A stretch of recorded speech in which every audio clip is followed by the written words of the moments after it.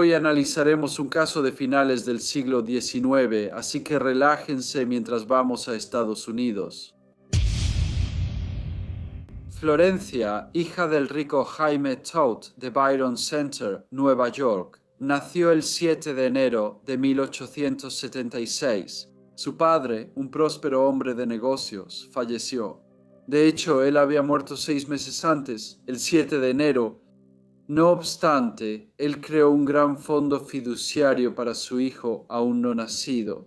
Esta herencia debía entregarse a su hijo al casarse y sería administrada por un amigo de confianza y banquero, según dispuso el señor Tout. Cuando Florencia llegó a la adolescencia, ya era una suma considerable. Florencia atrajo la atención de Howard Benham, un ambicioso agente de viajes. Él vendía viajes al público y ofrecía planes de pago a plazos. Él empezó a cortejar a Florencia y la joven se veía cautivada por el carismático joven de 23 años. Este romance causó desaprobación y decepción en Mariana Farrent, madre de Florencia, y su padrastro, Pedro Farrent. Desconfiaban del joven caballero, pero temían que oponerse hiciera que la joven Florencia huyera con el señor Howard Benjamin. Sus preocupaciones se aliviaron cuando, en la noche del 3 de agosto de 1892, la joven calmó sus temores, asegurándoles que no tenía intenciones de huir. Al día siguiente, le dijo a su madre que visitaría un consultorio dental en Batavia. Mary Ann, aparentemente tranquila, se despidió de su hija, pero Florence no fue al dentista. Viajó a Rochester para reunirse con el señor Howard Benham. En la oficina privada del juez White, los amantes clandestinos intercambiaron votos y sellaron su matrimonio. La pareja recién casada invirtió en una residencia en un exclusivo distrito de Batavia, mostrando riqueza y estatus. Howard tomó el control de la herencia de Florence, entrando en la banca privada y préstamos. Al principio, todo iba bien entre ellos. El 7 de diciembre de 1894, Florence tuvo un hijo, al que llamaron Howard, como su padre. Aunque parecían felices con la compra de una casa y la llegada de un hijo, tras 5 años se reveló una verdad desalentadora para los observadores. El matrimonio era infeliz. El maltrato del señor Howard Benham hacia su esposa se hizo evidente, y quienes lo conocían hablaban discretamente de sus excesos y de su vida rápida y disoluta fuera del matrimonio. Florencia, antes vibrante, era vista por muchos como una sombra de sí misma, agobiada por las indiscreciones de su esposo y la maternidad. Su brillo juvenil fue opacado por un aura de derrota, dejando atrás a una joven marcada por las dificultades de la vida. El lunes 4 de enero de 1897, Florencia Benham falleció en su casa de la avenida Ellicott 38. Aunque estuvo enferma poco tiempo, su muerte sorprendió a quienes la conocían. Inicialmente, la muerte se atribuyó a reumatismo cardíaco, una causa que no provocó más que comentarios rutinarios y simpatía hacia la familia en duelo. Sin embargo, todo cambió sutilmente cuando surgieron rumores insinuando que la muerte de Florencia no fue natural.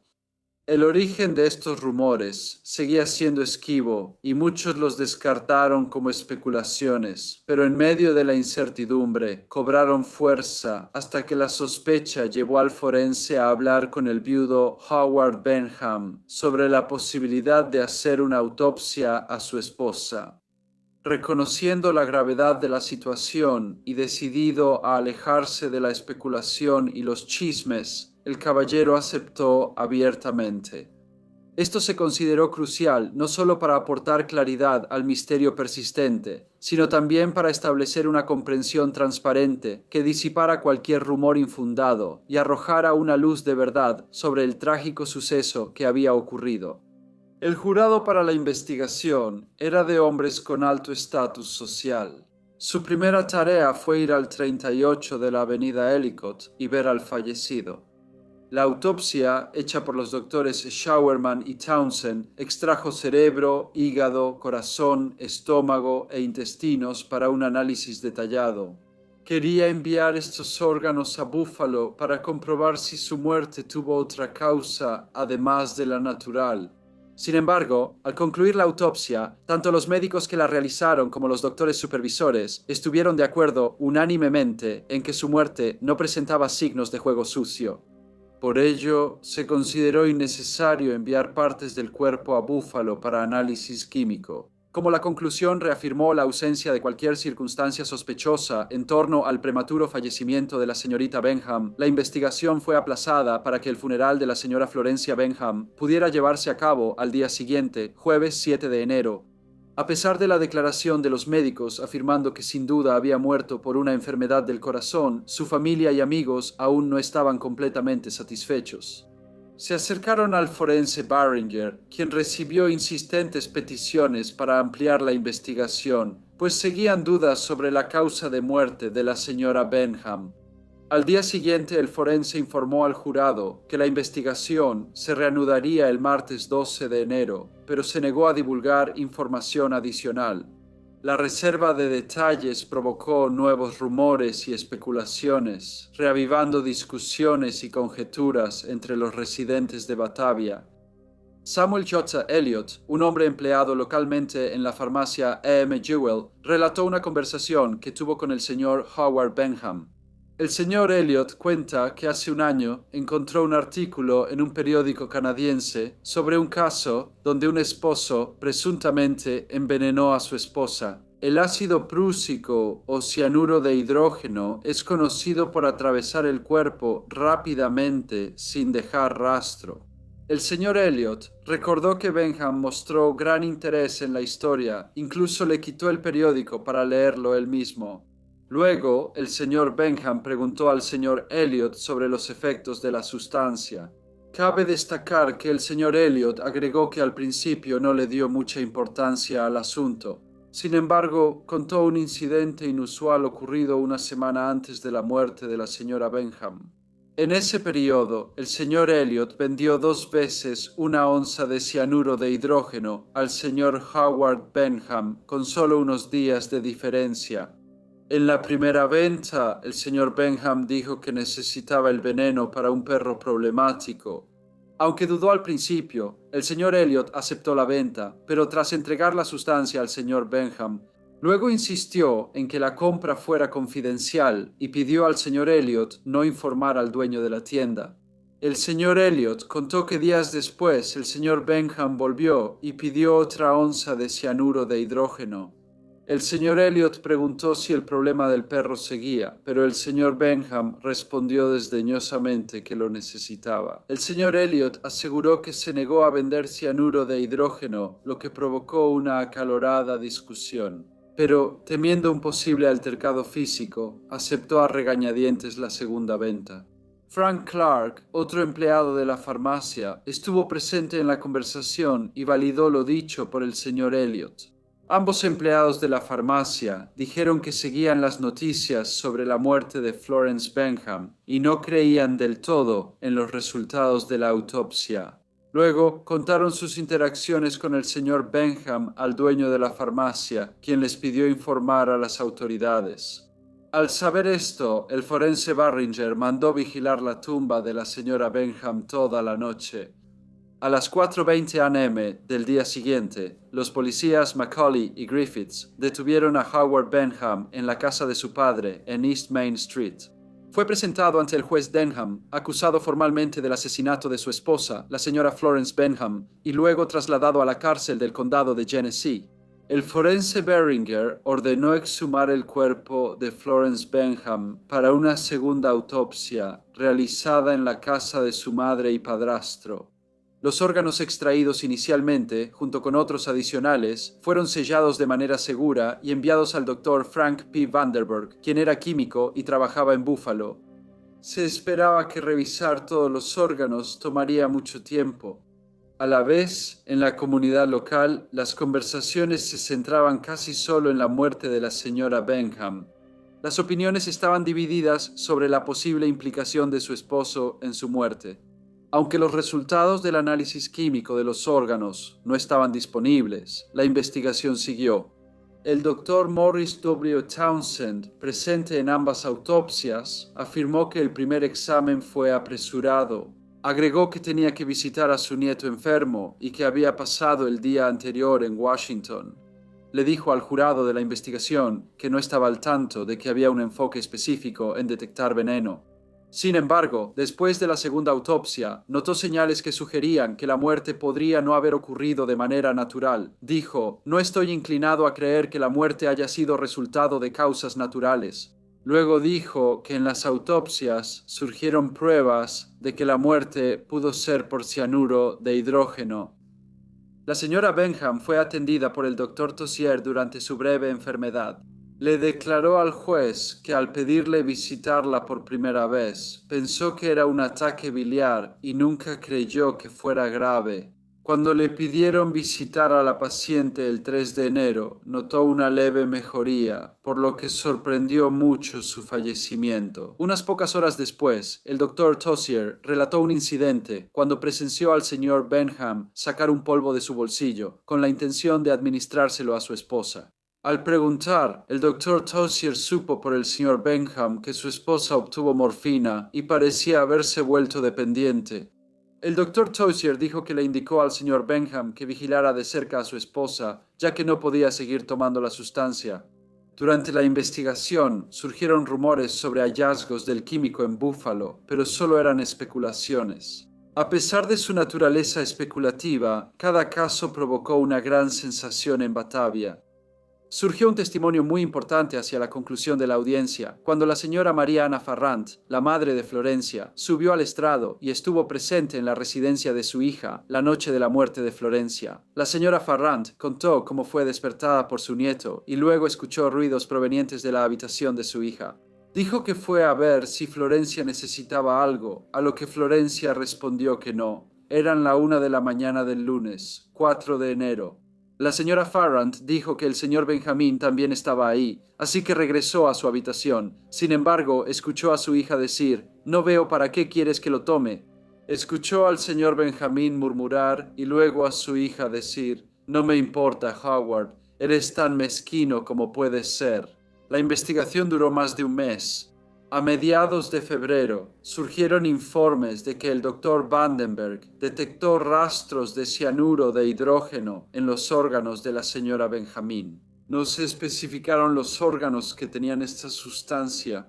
El fiscal del distrito afirmó que no comentaría más y esperaría al juicio. Al concluir la investigación, Howard C. Benham fue acusado en el condado de Genesee por asesinato en primer grado.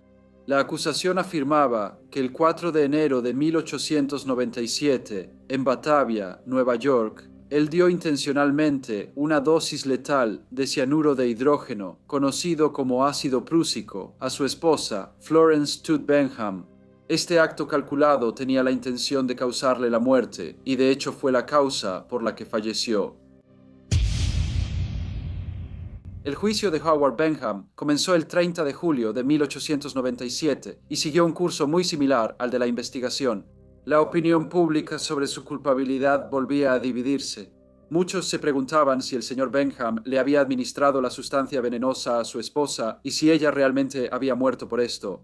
Algunos dijeron que esa era la única evidencia contra el señor Benham. Dos doctores que previamente habían certificado que la muerte de la señora Florencia Benham se debió a causas naturales, después cambiaron su postura tras la aparición de la teoría del cianuro de hidrógeno. Un químico afirmó hallar rastros mínimos del veneno, lo que fue la única base para el caso de la fiscalía. Cuando comenzó el juicio, atrajo mucho interés del público, pero a medida que avanzaba, parecía que el interés había disminuido y que ahora la gente solo estaba interesada en el veredicto. Expertos expusieron sus opiniones sobre los métodos para detectar cianuro de hidrógeno en el cuerpo de la difunta. Los médicos de la defensa dijeron que las autopsias fueron incompletas y que la muerte de la señora Benham pudo deberse a otras causas, no solo envenenamiento. La defensa reconoció que el señor Benham había comprado cianuro de hidrógeno, pero afirmó que el propósito de esto era tratar una condición médica que lo afectaba. Aunque admitieron que la vida del acusado no fue ejemplar y que sus acciones influyeron en la opinión pública, pidieron al jurado considerar estos factores de forma imparcial en sus deliberaciones. Finalmente, el jurado fue enviado a deliberar el miércoles 22 de julio y regresaron 22 horas después para anunciar que declararon culpable de asesinato en primer grado al señor Howard C. Benham y el juez lo sentenció a muerte. El equipo legal del señor Benham solicitó un nuevo juicio, argumentando que todas las pruebas en su contra eran circunstanciales. Argumentaron que si el juicio fuera fuera del condado, el resultado sería probablemente más favorable. Dada la notoriedad generalizada del caso cuando llegó a los tribunales, desafortunadamente para el señor Benham, a pesar de 2 meses de deliberación, la solicitud fue rechazada y la fecha de su ejecución se fijó para el 13 de noviembre.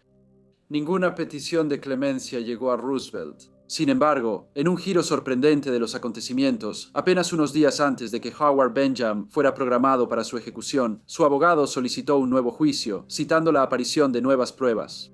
En febrero de 1903 años tras la muerte de Florencia Benham, su esposo obtuvo otra cita en la corte. El juicio inició con el señor Benham representado por Arturo C. Wade, destacado abogado defensor.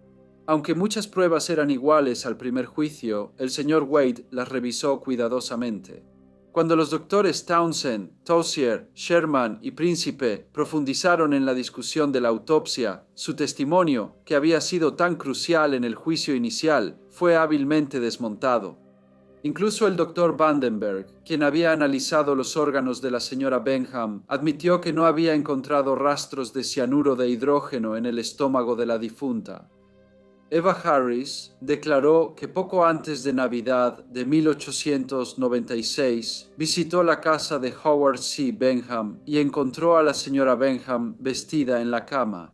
La señora Harris dijo que la señora Benham estaba visiblemente angustiada, llorando y sollozando, incluso después de que ella entró en la habitación. La señora Harris declaró al tribunal que la señora Benham afirmó que el señor Benham le fue infiel. La señora Harris dijo que trató de consolar a la joven, asegurándole que todo mejoraría con el tiempo. Sin embargo, la señora Benham reveló que su esposo le transmitió una enfermedad. Ella estaba usando un medicamento proporcionado por el señor Benham, pero no logró mejorar su condición. La señorita Harris dijo que aconsejó a la señora Benham buscar ayuda médica, pero ella tenía demasiada vergüenza. La señorita Harris dijo que guardó esta conversación en secreto hasta octubre de 1899, cuando la contó a la madre del acusado. Al concluir el juicio, Howard Benham fue declarado no culpable. Howard Curtis Benham era libre, pero la fortuna no le sonrió. Un año después, el 14 de julio de 1901, en Columbus, Ohio, falleció en un hospital a los 30 años por fiebre cerebral y tifoidea. El hijo de Howard y Florence Benham fue criado por su abuela materna, Mary Ann Farrant, y su esposo, Peter Farrant. Después cambió su apellido de Benham a Farrant y falleció en 1977 a los 82 años. Hola y gracias por escuchar. Como siempre, por favor dejen cualquier comentario o retroalimentación que tengan y espero verlos a todos de nuevo en el próximo Briefcase.